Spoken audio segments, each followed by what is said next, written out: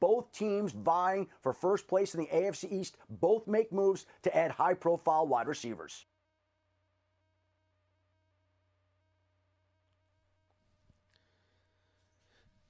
Good morning, Kansas City. This is New Day with SSJ on Sports Radio 810 WHB. It's Wednesday, Hump Day, October 16, 2024. Stephen St. John, producer Jake Gutierrez, and permanent co-host Todd Leabo. This guy is vying for a regular spot. He said a little bit earlier that he loves the feel of getting up in the 4 o'clock hour. He loves the feeling of the crisp air on his bosom as he walks to his. I don't know why he said that. As he walks to his car. That's not exactly what I said. Well, that's the way I interpreted it.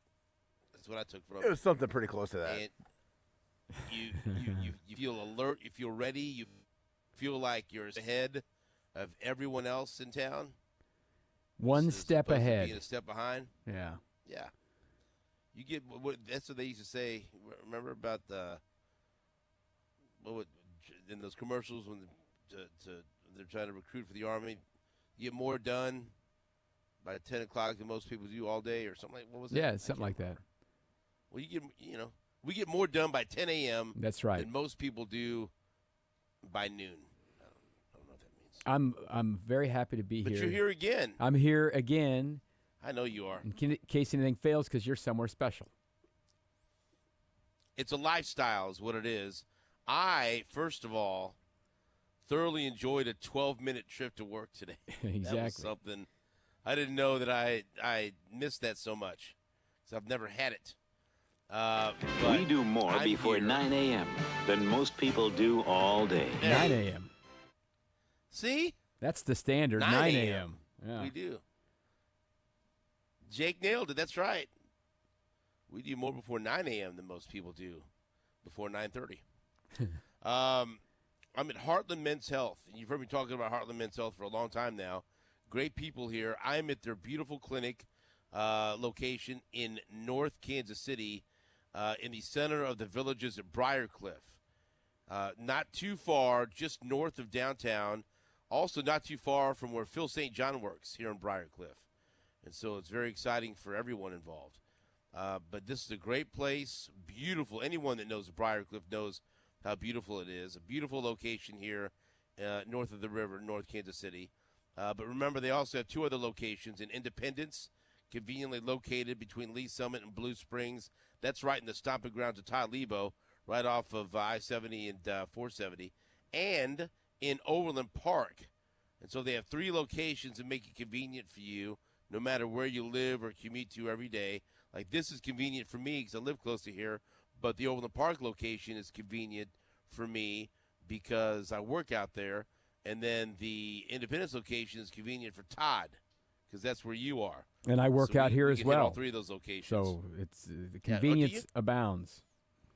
No, that's right. Three locations with expert staff that know men's restorative health and provide 5-star patient experiences every day.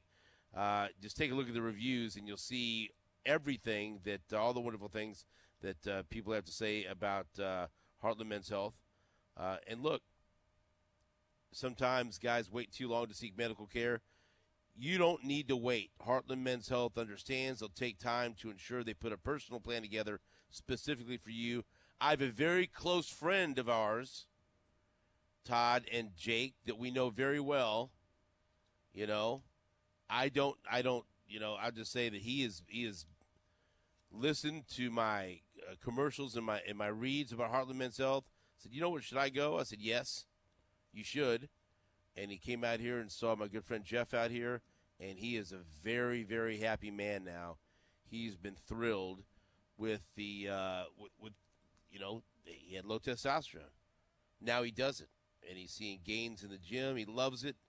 And I have many, many stories of people that have heard me talk about Heartland Men's Health. I've come out here to Heartland Men's Health at the Overland Park location, and I've always been happy with the results. And so don't wait any longer, as I tell you all the time about Heartland Men's Health. And I know, Leabo, you've talked about it as well.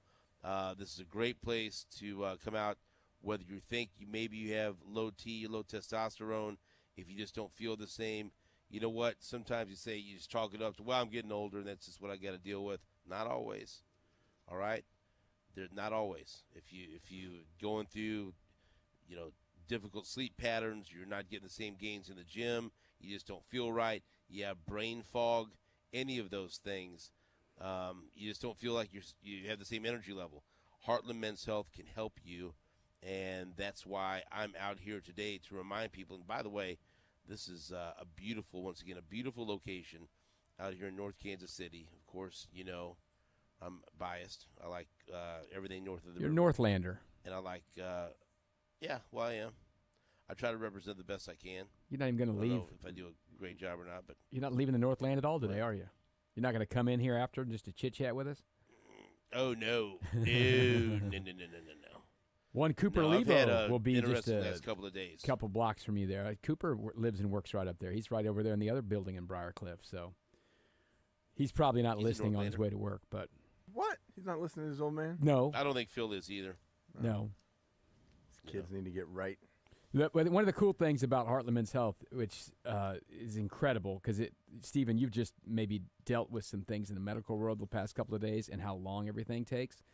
The cool thing about these guys, if you go in there and you get your low T test, they'll also give you a PSA test, which is crucially important for guys, especially the ones getting our age. Every guy our age should be getting that. And you don't have to wait like 3 days for results. They literally will give you the lab results while you're at your visit, and so it's quick, and that's one of the convenience is what we all crave. Even when it's something important like your health, but they've got the system down big time at all three Heartland Men's Healths. Listen, dude, we're not going to get too much into it, but as you mentioned, I've spent a total of about 8 or 9 hours, and that's not including this time my wife has spent waiting in ER in emergency rooms to get treatment for our daughter who's had a stomach issue. Thankfully, she's okay. Everything's good. They were afraid it was appendicitis, or she might have to have her appendix out and everything. But they think they've found the issue and everything's good. But let me tell you something.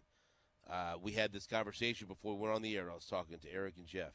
That's one of the great things about Heartland Men's Health. When someone comes out here, there's no waiting. You get everything done in a timely fashion, and it's convenient, and that's what we look for. That's exactly right. And I can attest to that because the last couple of days have been a journey, my friend. But you know what? Sel's doing good. She's hanging in there. I was texting you guys updates. I have more stories for you also tomorrow off the air. Good. I'm sure you'll like to hear very much. But thank you to our friends at Heartland Men's Health. And also, I will just let you know I was promised a steak and an omelet today. So good for you. Not that I'm waiting. I got black coffee here, so that's good protein.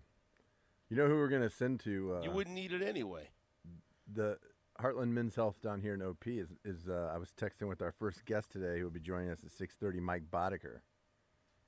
He's like, I need to get an evaluation. You guys, because he heard you yesterday talking that you're going to be up there. He's like, should I go up there, or can I go to the one OP? Tell him to come up here. I think I just talked to Jeff. They said they could test him for anger. So he'll pass that. Positive for anger. Yeah. Mike is tested positive for anger but low testosterone, but high anger. But come on in here and let's get it taken care of. Absolutely. But our friend Jason out here is he's somehow I'm getting a ribeye and an omelet. So I'll keep you updated on that. I'm not going to say no to that. Also, now we got to get into these. And look, I'm not leading with baseball. I'm not ready yet. Especially the Yankees are winning. I'm not discussing it. I'm not going. You see what's happening, people. All right, it's football season again in Kansas City. But I'm not going to sit here and talk about the Yankees for 3 hours. I'm going to have to do that tomorrow with Gary Dieter for an hour. So I'm not jumping on that right now. Maybe if he's back Yesterday in town. was a very interesting day. Yeah, whatever. In the NFL. And I feel somewhat vindicated. And we have a great roster of Chiefs insiders, beat reporters, former Chiefs players, and you know me. Leabo says it all the time. Riverboat gambler. Very aggressive. Very ballsy is what he says. If I was the GM of a team in the NFL or Major League Baseball, I would absolutely run it into the ground by making trades left and right. But that's just how I am. Good balls. I know it can't be like that in real life. Good balls. But over the past week or two, whenever I would bring up, hey, the trade deadline is November 5th. When do the Chiefs get serious, if they are serious? Or when do things start cooking in the wide receiver market? There's a lot of teams that need wide receivers. When will something happen? And, boy, everybody I ask, everyone, there's teams don't know what they are yet. And, like 2 weeks ago or last week, I love Jeff Judea. Cleveland does – I know what Cleveland is. If they don't know what they are, then they're not looking in the mirror. Okay? We don't need to wait till November 5th for anyone to declare, hey, by the way, Cleveland sucks. I have declared it. Okay? Guess who else declares it? Reality. All right? No one needs to declare Carolina's out of it. All right? Waving the white flag. And so I feel somewhat vindicated. There's no waiting until November 5th. Yesterday, the Buffalo Bills went out and acquired Amari Cooper. All right? And the New York Jets went out and acquired Devontae Adams. And it's October 16th. And so what? They jumped the market by 3 weeks. Was it that big of a deal? No. But they have clearly needs, and there's some teams out there that they absolutely know they're not contending, that they're done. If you're anyone associated with that Cleveland Browns front office and you look at that football team and you think you got a chance of making the playoffs, especially in that division, you are crazy. They should fire you on the spot. That is exactly why they said, you know what? Open for business. Let's go. Amari Cooper, bye-bye. Going to Buffalo. The Raiders, no, they're not going anywhere, and they have a disgruntled wide receiver. Why hold on to him? It's common sense. Go. You're wanted someplace else. We can get something reasonably good for you. Time to make a move. And so I just get frustrated sometimes when we hear, these teams won't know until November 4th. No, they know. Now, there's some teams that might be caught in the middle right now, sure. But there's a group of teams that absolutely, we know it, they know it, everyone knows it, that they're not contending, that they're out. And you just look at the standings and look at the scores, and you know who those teams are, right? And so that's what happened yesterday. Now, I got a lot of anger in emails and tweets about the Amari Cooper situation because financially that seemed like it would fit for the Chiefs. But I'm going to tell you this. I don't know how much you guys put into ESPN analytics, but they have Amari Cooper rated as the worst wide receiver in the NFL with leading the league in drops. I still think he's a good wide receiver, but whatever. But let me tell you. Essentially, and I know there's a swap of some later round picks. Essentially, right now, if Buffalo doesn't sign him to a long-term deal, they're giving up a third-round pick for 11 or how many 11 games and whatever he does in the postseason. Brett Veach ain't doing that. He's not doing that. Yeah, I agree with that. He's not doing that. Now, if it was a guy like when they traded for Kadarius Toney, and I know that didn't work out. It worked out that year, and it worked out in the Super Bowl. But they were getting a multi-year player, right? Right. How many years of multiple years of control? Yeah, like 4. They're not giving up a third-round pick for a guy that might only be here for a couple of months. Now, the difference is, and then I'll pass the baton to Leabo and Jake and see what you guys think. The difference is, and we've seen this, Buffalo is still a team that is in absolute desperation mode to get to the Super Bowl.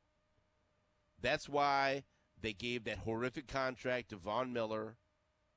They've made some moves out of desperation because they have a world-class quarterback.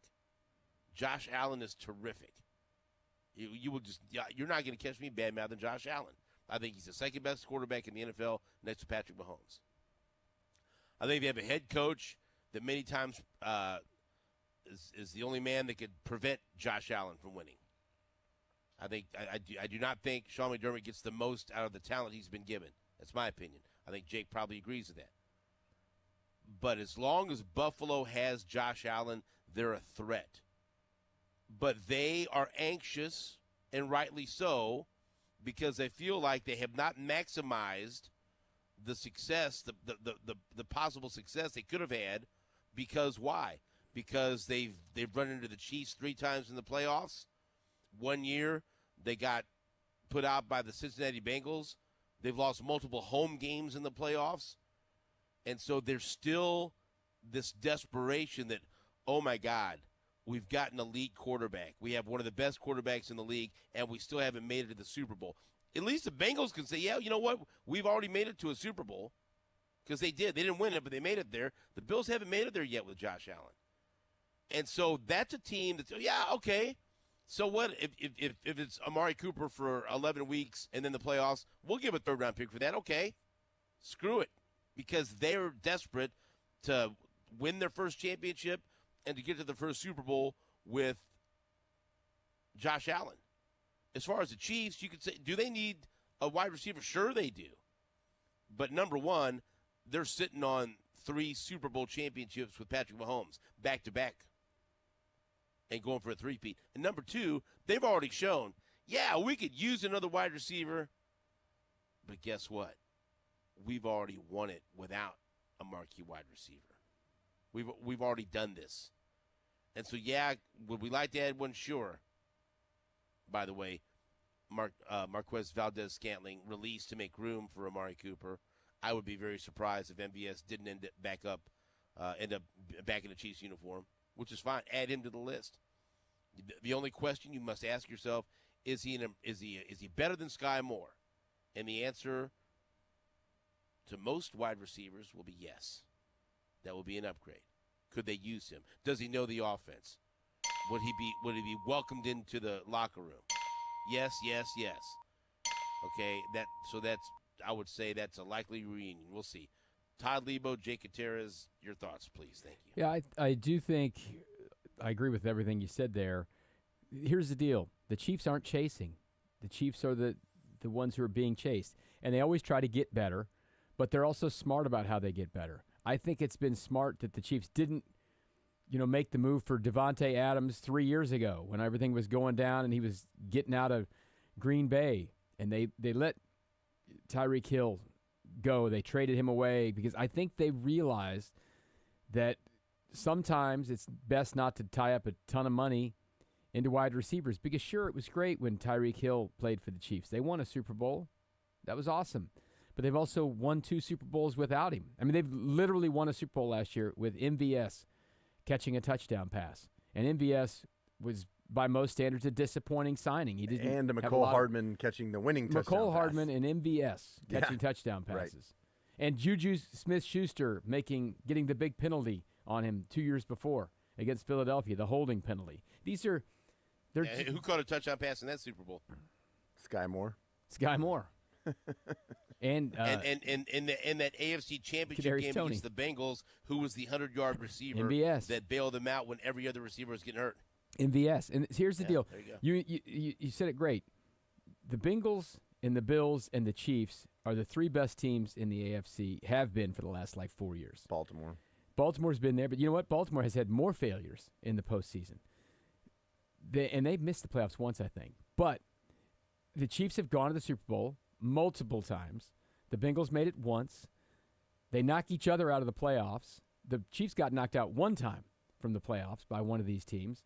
The Bills have been knocked out by these teams. Every time they lose, it's to one of the teams, whether it's the Chiefs or the Bills.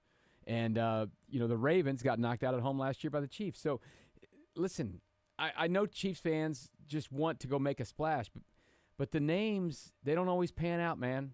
The big names the Bills don't. went and tried to make moves. They drafted Keon Coleman, and they went cheaper. They said, buy Stephon Diggs. Yeah, they got rid of Diggs. They got Gabe Davis walked, but they also brought in, they brought in MVS. They drafted Curtis Samuel. Yeah, Curtis Samuel they brought in. So, and those guys just hadn't panned out, and they are in panic mode. Like, jobs are on the line. Even though they're 4-2, they're in panic mode. Jobs are on the line. Hasn't gone now. as well. Yeah. You know, it's Brandon Beane and Sean McDermott. They're on the hot seat.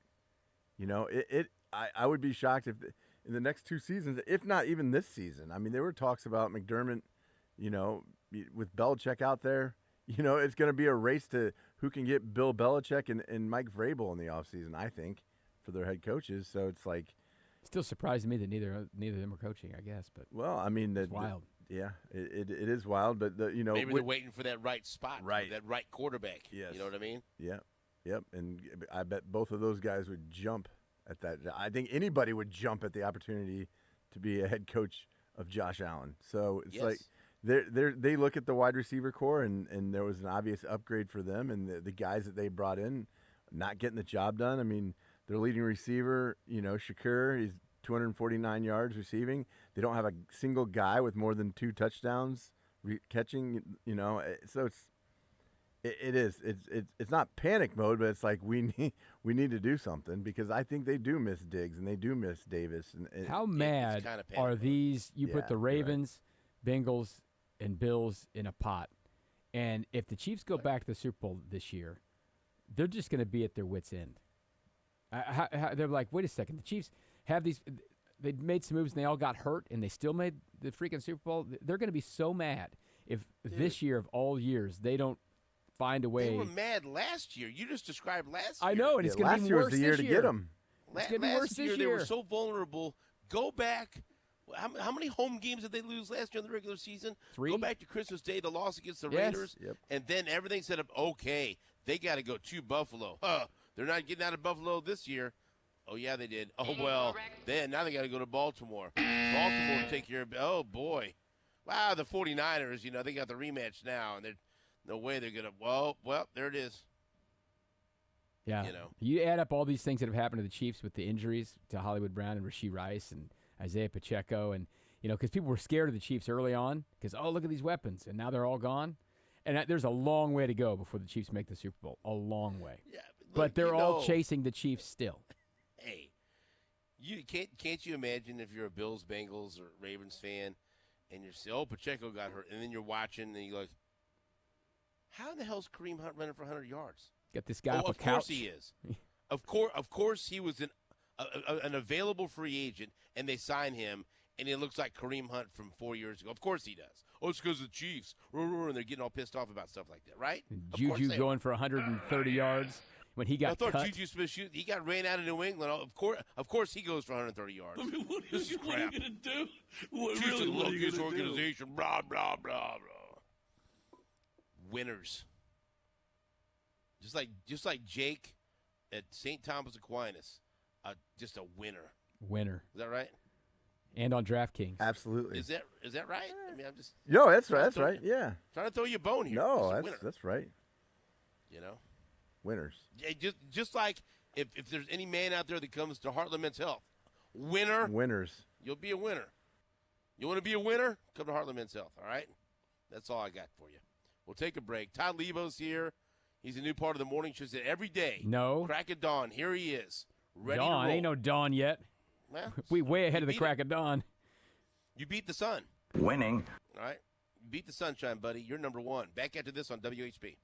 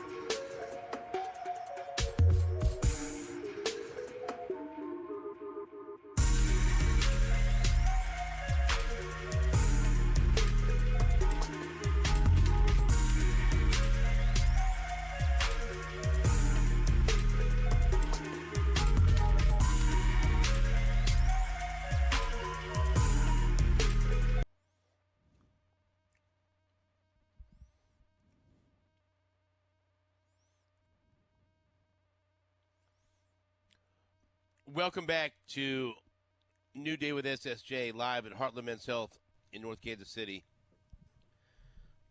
Oh, my God. So our man Jason out here just dropped off one of the biggest steaks that's ever been put in front of me. And brought one for Easton, too. The steak is damn near bigger than Easton. Easton can't eat that whole steak. Easton's eating my damn steak. Yeah, that's your steak. I know. Easton's eating it. That little Oh my! It's so good. Isn't it great? It's like unbelievable. That steak is bigger than Easton. Tell Easton to bring I know. half that steak back for Jake. He can't eat that whole thing. Bring a little piece back for Jake. No, bring the whole thing back. Feed it while Kid doesn't need that steak. Existing anymore. Actually, a kid does need that steak. He kind of does. Yeah. He needs about 10 of them. The guy What about Mike weighs Boddicker? about $1.05. Mike Boddicker always needs a steak. Look pretty good. Yeah. Mike, I'll get you in out here at Heartland Men's Health. I need it. You know, I need it. I got a lot of issues. well, they can take care of a lot of issues. That's what I'm hoping. Do you have brain fog? Oh, yeah. Nail on the head right there. Yeah, that's I first thing. I write down. Mike, here's- I write down lists every day, and then I forget where I put the lists. So How about sleep issues? Waking Yeah. up at 4 a.m. yeah, staying up to whatever. yeah, See, yeah, I was up real early this morning again. Yeah, yeah. There's all the things you name. I pretty much have. So yeah, it's called the Boddicker list. Yeah, pretty much. you know, fall asleep after dinner. I can fall- In a chair. I fall asleep in a chair a lot. Yeah. Look, any of these things, if you think it's just because you're getting older and there's nothing you can do about it, it might be because you have low testosterone. And that's when my buddy that came out here and got it taken care of, and now he feels great. Mike Boddicker could feel great. I don't think I get have you any. down here I at don't think I Overland have any Park, huh? testosterone left. It's all gone. Gone. No, we'll get We'll you get making you some some more. He's got no testosterone, not low testosterone. Yeah, pretty much. We'll get you fixed. All right, so are you? I since need the help, Royals Steve. Well, Heartland Men's Health will help you. Okay. He's already got Okay, regret. He was going to drive up there. I almost drove up there. And then I saw the steak, and I was like, He's really You had a God. steak.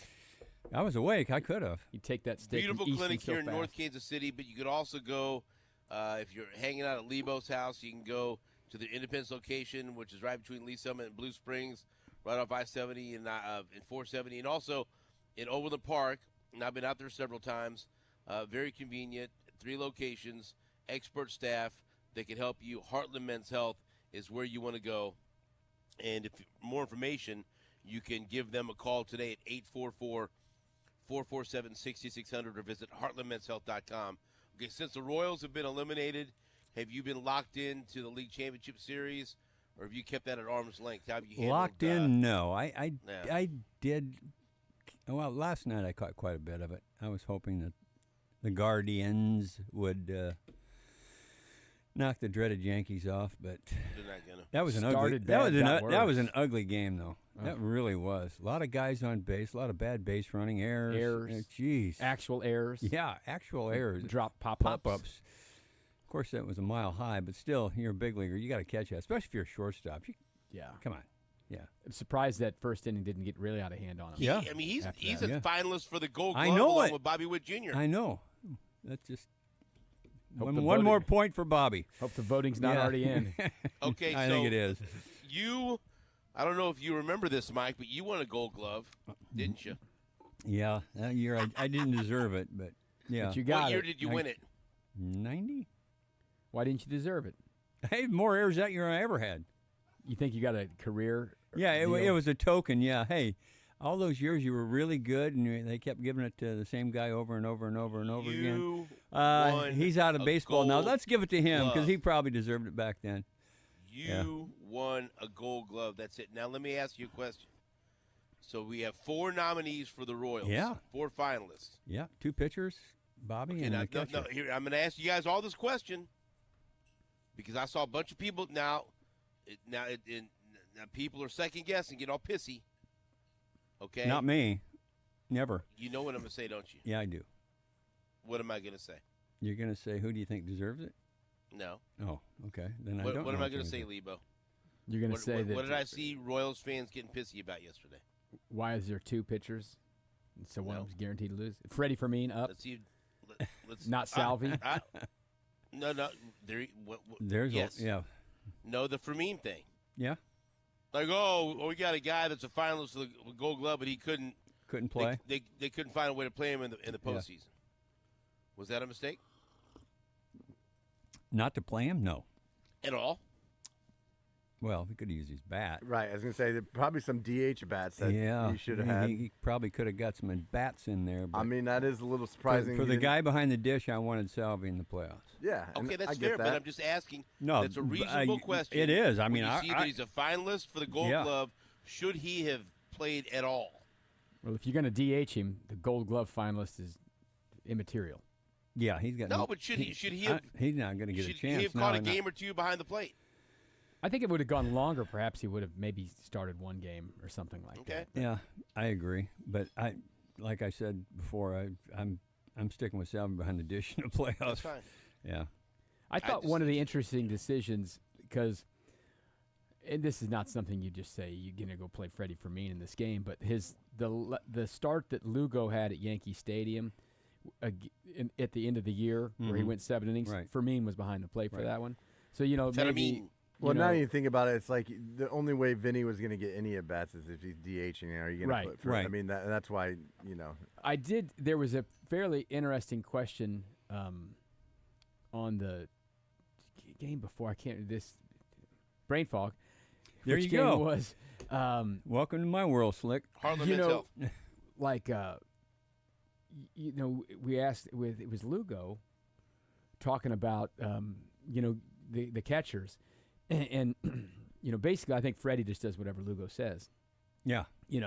And Salvi and Lugo, it wasn't quite as easy. And Lugo likes to kind of call his own game. No, kind of. He really likes to call his own game. And he said a lot of times, when he's not pitching, he would sit with Freddie on the bench, and they would talk a lot more. So he had a lot more contact with Freddie during games when he wasn't pitching, so they were just talking about things and sequences and all that kind of stuff. That's a good thing. That's the right thing to do. Right. So I think if you feel more comfortable, well, that's when Lugo's got to go up to Q and say, "Hey, I feel a lot more comfortable with Freddie behind the dish." The problem is then you completely eliminate Salvi. I know that's the thing. There's a big bat. What do you do? Right. He can play first base though, and then you got no Gurriel. Yeah. Yeah, that's true. I mean, that's. But Salvi played an okay first base. Yeah, this he year. did. He really did. Yeah, he really did. But you could bring Gurriel off the bench if you wanted to. I mean, there's a lot of variables. I'm not opposed to this. I'm not questioning what they did at all. I mean, we went toe-to-toe with the Yankees. Played them well. We did. And better than Cleveland is. You betcha. Right. So, no. Bet your ass. Yeah. So, what, I mean. But it is interesting that I have to go back and find that quote about Lugo talking about, Salvi and him. They would only been together for a little while here, and Salvi calls the game a certain way. Two alphas. You can't. Yeah, you can't do that. You remember we looked it up, and Reagan's had a much better ERA with Fermin than Salvi. Yeah. Yeah. But look, I was fine with it. I'm just asking now in retrospect. He's a finalist for the Gold Glove, and people were asking why didn't he play at least a couple of games. I asked Mike Boddicker. Mike Boddicker says he's okay with it. Then I'm okay with it. So that's all. Yeah. Well, here's the deal. Salvador Perez is probably a Hall of Famer. He's definitely a Royals Hall of Famer. All that, and he's your guy. So the reason you don't play him all the time in the regular season is so he can do this in the postseason. Yeah, rest a little bit. You give him some rest. I'm not saying bench him. Should they've had a game where Fermin's catching, Salvi's at first, and Vinny's at DH. That's all. Yeah, they could have did that. I mean, I get a question. I just feel good, but I just feel good with Salvi behind the plate and for Bod as a Gold Glove pitcher. Right. They have two guys up. What, in your mind, is fielding as a pitcher harder, easier today? Well, make them pick first. Who do you give it to? Yeah, who do you like? Who's a better fielder of those two guys first? Of those two guys, Lugo. Yeah, I think Lugo should win this thing this year. I do too. But has it changed at all? With it the it has and all the stuff. It's not so much that is the way pitchers finish. Mm-hmm. I mean, it's a lot of it's max effort. He throws so hard. Yeah, it pulls you off. Kevin Napier is never going to win a Gold Glove. No, because he completely torqued and fell off the mound. You can't feel that way. You don't think he was in good position to field? No, not very good. But okay. No, it used to be you would finish in a fielding position because as soon as you release the ball, you're an infielder. Yeah. Really close infielder. So you need to be able to handle fielding. And bunts and stuff like that. With guys falling off, nobody bunts anymore. But yeah. Rod Carew would kill these pitchers today because he could put it right where he wanted to, and pitchers are falling all over the place. If you didn't finish in a fielding position, you had no chance. Mm-hmm. Okay. So you think Lugo should win it? Yeah. Bobby Witt Jr. Yeah. is up for a Gold Glove. Should he win it? He should, yes. But how does it work? You mentioned like you maybe should have gotten it earlier in your career and didn't. And last year, Volpe won. So once you win one, it's hard. Yeah, it's hard to take it away from him. Winning, but it used to be. I don't know if it is that way anymore. I mean, it used to be if a guy got it once, he pretty much had to retire before he lost it. If he was decent fielder, recorded a career high fielding run value of 12. Outs above average, 16. That led American League shortstops. And his 17.6 Fangraphs defensive runs allowed, or defensive runs above average, finished more than a full point higher than the next AL shortstop, Anthony Volpe. So, Mike, first of all, tell us what your Fangraphs defensive runs above average was, and then also what was your outs above average? Yeah, right. Brain fog. No, 6. I have no idea. But all I know is, I go on the eye test, and he was best shortstop this year. Gets to balls, and listening to ex-players who announce games, going, he's a Gold Glove shortstop. Yeah, I'll take that. That's why I think he's going to win it. He had an incredible year all around everything. Oh yeah. People, if you badmouth him for the playoffs, I'm going, nah, he got us here. He literally carried this team on his back for weeks at a time. Mm-hmm. So when there was nothing. Listen, they wouldn't have won the 2 games in Baltimore without exactly. guys. Exactly. And some nice fielding. Great fielding too. He's just been incredible. I wonder what it's like for him. He sat there in the dugout and watched the celebration, and afterwards in the clubhouse, he's like, I want that's what I want. So he wanted it burned. Oh, he was soaking it in his head. Yeah, you could tell he was watching, and going, this is where I'm going to be. How does the off season work for players? You played on a lot of good baseball teams that didn't make the playoffs, because that's the way it worked back then. There was no wild card and stuff like that. You play 162, you don't make the playoffs. I mean, what's it like to sit there and chew on that for 4 months? Oh, it hurt. Well, it hurt, especially back when I played. We didn't have wild cards, right? And we'd be winning 100, 102 games, 103 games, and not make the playoffs. It was like it hurt. How do you keep the fire to be ready to go the next year? That's the part that seems hard. No, it isn't, because that's your goal, is to get that ring. It's all about getting the ring.